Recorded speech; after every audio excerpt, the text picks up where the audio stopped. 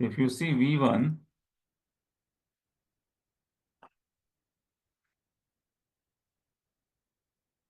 include external requirements. If you see VB, try to identify the difference. This is VB. VB include external requirements are not there. It has been ignored, right? But if you will see V1, it is 2 external requirements with replenishment lead time. Okay. External requirement within replenishment lead time. System will be including it. What does this mean, external requirement within the replenishment lead time? So let's say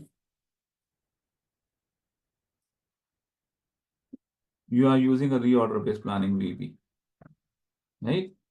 And your replenishment lead time we discussed is 10 days. So stock level reorder point is 1400, right? Current stock is 2000. Current stock is 2000. There is one sales order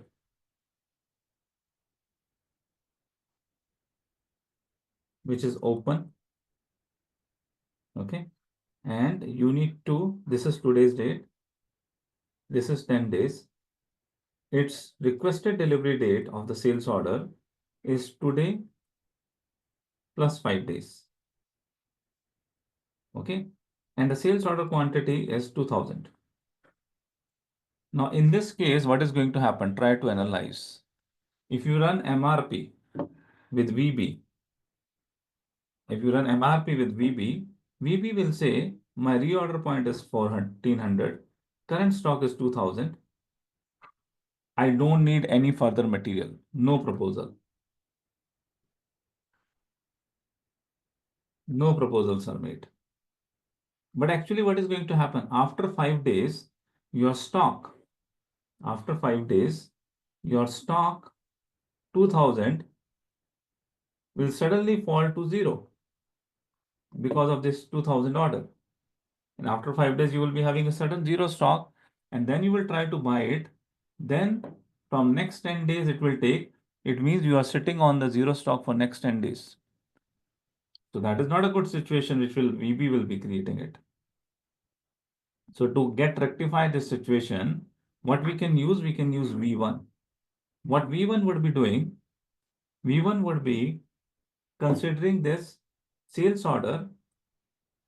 V1 would be considering the sales order into this horizon, into the replenishment lead time horizon. In replenishment lead time horizon, if I have open sales order 2000, so my calculation will change. My stock calculation would be my current open stock minus open demand in replenishment lead time, which is 2000.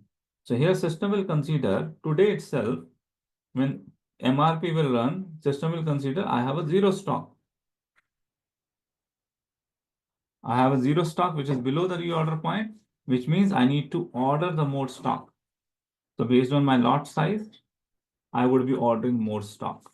That's what V1 would be doing, which VB does not do, which is respecting the demand in the replenishment lead time, like sales orders. Got it? So this was a quick explanation on V1, that how the reorder type V1 works, how the MRP type V1 works.